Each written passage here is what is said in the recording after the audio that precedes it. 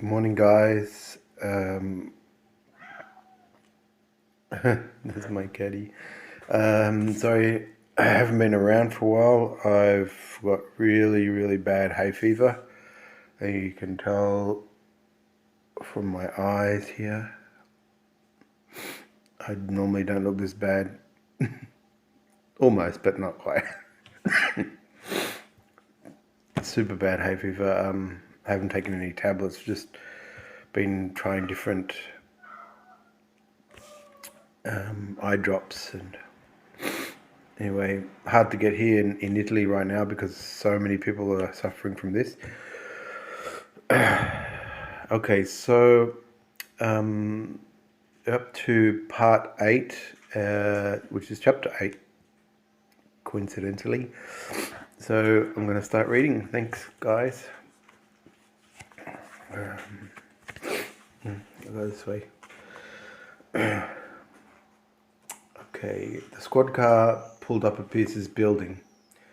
Lark was next to his grey Cadillac. The officers got out of the car and conferred with Lark that they should go in. "Of course, you peckerheads. What do you think we're here for?" he exclaimed. They took a step back from the Cadillac window in shock and took off towards the main entrance. "So what are we after here, some pervert or murderer?" "Not sure," the Sarge wouldn't say. "He's a bit of a wanker, this Lark fella. He's new out of the academy and already he outranks us." "What's that about?" The officers conferred, a bit disgruntled. They entered the building and went up to the 3rd floor. "What's the number?" Casey asked Porter. "I think it's 17. Yeah, 17, he said. "Okay, well, I hope you're sure about that, Porter," he said bluntly. "Yeah, I'm sure. Here it is. I've got it written down. Yep, 17. Lark wants us to get anything suspicious and take the laptop or computer, or if he has one." "You think he'll be home?" Porter asked. "Not likely. These guys never stay in one place long." They knocked on door 17. Nothing. They knocked again and then called out his name and still nothing. So they entered via universal key. Porter had unholstered his gun. Casey had his hand on his ready. The air had a dank smell and there were no lights on. Porter flicked the lights on as they called out his name and asked if anyone was home, checking all rooms slowly, making their way through the apartment. They realised he wasn't home, so were able to relax. Porter holstering his gun in case he finished by checking the lounge room. The controls of an Xbox sat on the coffee table, some packets of empty Doritos, can of Coke and an ashtray. It was overflowing with butts. "Did you see a computer?" Casey asked.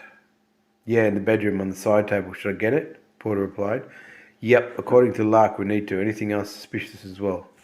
They were out in a matter of minutes, closing the door behind them and heading downstairs. Lark was still sitting in the Cadillac playing bubble shooter on his tablet. He fumbled with it, trying to conceal what he was doing. "So, boys, anything?" he asked, composing himself. "Not really. Pierce wasn't there, but we got his laptop." Porter passed it through the window to Lark. "Great, let's go." He took off, leaving the officers. "See that? We do all the work while he's fiddling with his phone thingy, and then he takes the computers if he's done the work. Bastard." "Yeah, don't worry about it, Porter." "What can we do about it?" Casey replied. Lark was back at his desk. He'd given the laptop to Tech to sort out, but now he didn't have any leads unless something was found on one of Pierce's computers. He asked his assistant if there was anything on the crack whore. "Nothing as yet. It could have been anyone," she replied. She did add that the autopsy might be complete on Blue Body, and if he wanted to find out, she could go to the coroner's office for him. "That sounds like a good idea," he said. She was about to leave when he stopped her. "It's okay. Think I'll go myself." Chapter 9. At 5 p.m, James cleared his desk in readiness to go home. He looked over at Pierce's desk. 2 areas remained surrounded by dust where his laptop and monitors had sat. A pencil holder overturned and his post-it notes on the wall. James wondered if he'd seen his colleague and friend ever again. He couldn't see himself putting up with the other guys at work for too long without his wingman. Lester had gone for a meeting 2 hours ago, but everyone knew what that really meant. Most senior staff member left now was Julie. She sat in her office/cubicle. It was one step above an open cubicle and one below Lester's unlavished space. She typed away on a keyboard while talking into her headset. Another call came through on her line. The beep annoyed her, so she put the current call on hold. "Hey," Benny said. "Benny?" Julie replied. "Oh, excuse me." "Yes, just wondering what's happening," he said, trying to sound casual. "I've come with the quiet. What do you need?" She replied abruptly. "Nothing, actually, just wanted to talk," he said. "Okay, bit weird. Okay, wait," she said. Benny held on the phone silent. He started staring at the wall, thinking about all the things she might say and what he might say and what would happen after that. A few minutes later, Benny was still staring, but now at the other wall, just for variety. Julie returns and the phone comes back to life. Benny stumbles with his thoughts and refocuses. "So, big boy, what were you saying?" She wanted to talk. You wanted to talk, she asked. Sorry. "Yes, I mean, well, not exactly talk. I was thinking we could do something later, just you and me, outside of work," he said meekly. "Benny, you shocked me," she replied. "I didn't mean," he began. "That's okay, Benny, I understand clearly. I've got some work to do tonight here, so if you've got some work to do and feel like staying back to get something done," she offered. Benny hung up the phone. He was starting to get an erection. He stood up, taking the headset off, and looked towards Julie's desk. She gave a delightful smirk. He smiled back. It was on. The next 30 minutes took some seemingly 5 days for Benny. Julie had gone back to her call and entering data for her new clients and didn't seem any different to normal. George was last to leave the office, asking if James wanted to go for a drink at the Three Monkeys. He said he'd catch up with them as he had some stuff to do at home first. The office was empty and quiet. It was now 5:45. Julie was off the phone. Benny stood up slowly, looking towards Julie. She wasn't there. He looked around the office and there was no one except him. Damn, he thought. She's tricked me. I knew she wouldn't go for me, he thought to himself. He sat back down and swiveled in the chair, breathing a sigh of part relief and part embarrassment. His phone rang. "What the?" he said, picking it up.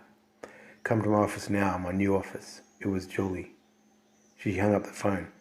He wasn't sure what she meant by her new office. He stood up and pushed her chair back, tucking his shirt in and tightening his tie. He didn't know why he did that, but he was nervous.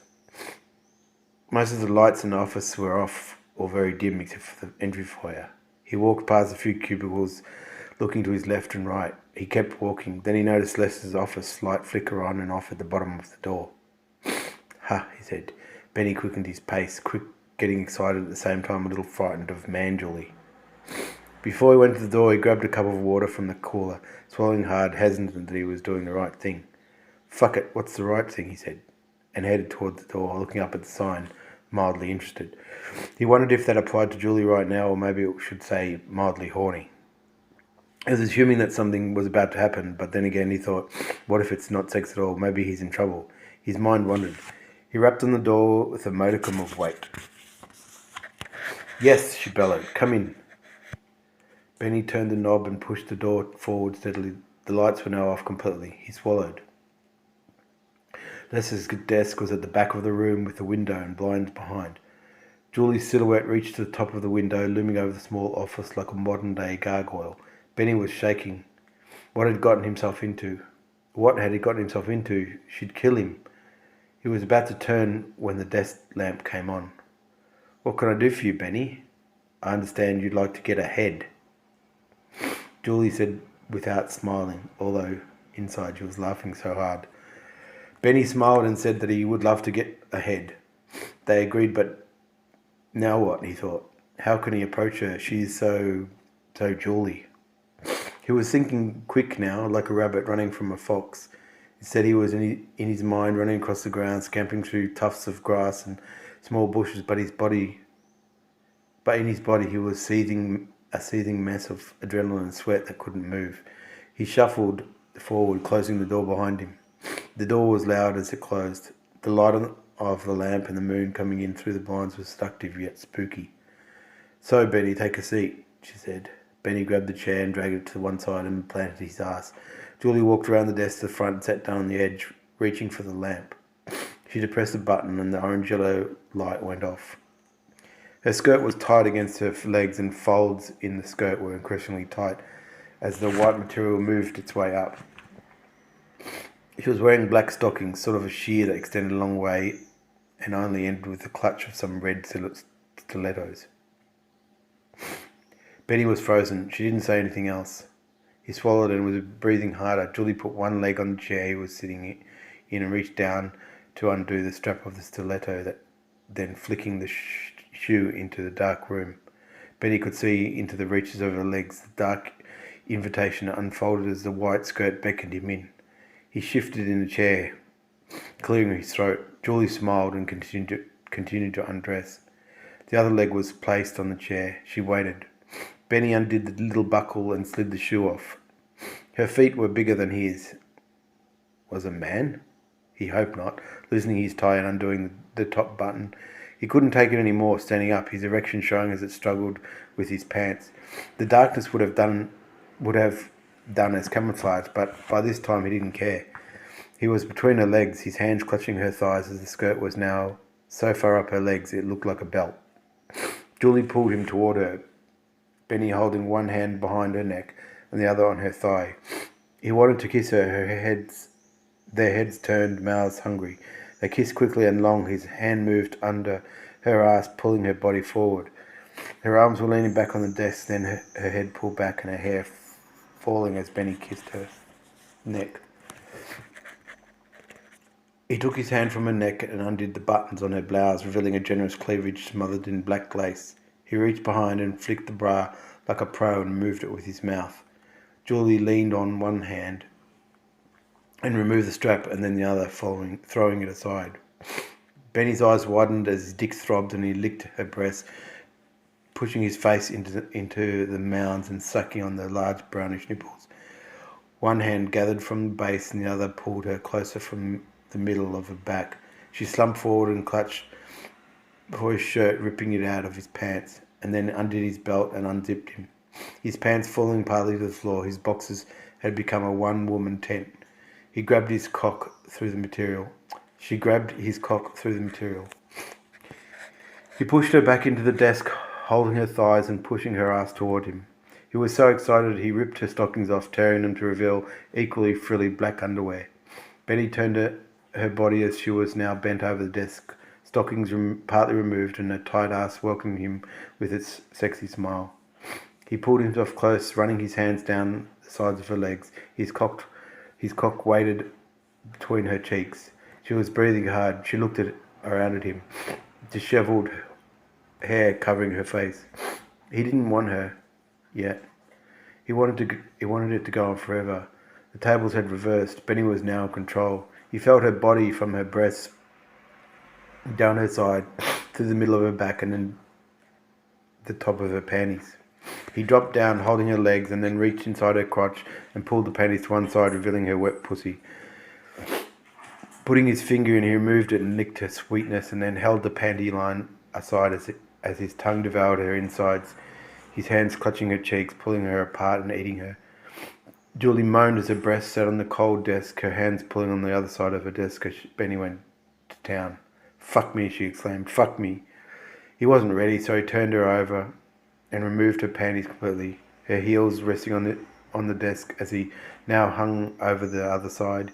He kept eating her. He stuck his nose close and got it wet, licked his lips, twisted and turned his tongue. She screamed as if begging for more. He put his finger in her ass and pulled it out, and then a finger in her pussy and ass, and kept going. His hands and face were soaked. Benny got down on his knees and pulled her pussy forward as her legs dangled over the edge. He dove in and kept tonguing her and fingering. He couldn't get enough. It was insatiable. Julie was now filling her own breast with her one hand and clutching the desk with the other, her body in ecstasy. Benny was making noises in time with her as if they were fucking. He stopped, moved his pants, sat down in a chair, his stiffy sitting nicely at attention. He wasn't big, but what he lacked in size he made up in girth and enthusiasm. made up for in Gerthens. He motioned for Julie to sit on him. She got off the desk and put her leg across his body and lowered her wet vagina down on his cock. She clasped her hands around the back of his neck and moved up and down in slow motion. Benny closed his eyes and put his head back, his hands firmly placed on the top of her hips, helping to lift her up with every motion. They stayed like this for a while, Julie letting go and her arms flaying to the sides until he picked her up and held her, still inside, feeling the hot and wet clutches of her vagina. They moved to the centre of the room and Benny kneeled down and placed Julie slowly on the carpet, on her side, lifting her wet leg and straddling her right. He placed the left over his shoulder and kissed it all over, licking and biting. He shoved his dick into her vagina and pumped and caressing her breasts and holding her ass with the other hand and thrusted faster, then slower. Julie's hands grabbed for some carpet to try and leverage as she took his cock with pleasure, then turning over on her back, she pulled his body over hers and pushed her breasts together with her pussy wet cock in the middle. She reached forward and sucked it, licking. She grabbed the base and took it all in her mouth. Benny moved forward and now he was straddling her neck and plunging deeper into her throat. They turned again and he ate her pussy and she ate his cock. She grabbed his balls that were now hanging loose and licked them, putting them into her mouth and all over her face. He continued to eat her wet juices, sticking his fingers into her vagina and ass, then licking her asshole while pulling her cheeks apart. He turned her over again and she sat on all fours. Benny tried to put his cock in her ass, but it wouldn't go in, so he pounded her vagina from behind, holding her hips. She moaned, pushed on the carpet, the force back against his rod. They continued on, getting faster as sweat poured off their bodies until Benny held her skin, grasping her hip bones. He thrusted one last time and finished inside her. Julie moaned, a long moan, and pushed back. She hadn't finished, but she hadn't felt that satisfied for a long time. They both slumped to the floor, still breathing hard. She turned her head and looked into his eyes. Benny, she said. And all this time, Benny smiled, feeling like a changed man, at least in Julie's eyes. Okay, guys, so next week, chapter 10, part 9. Thank you.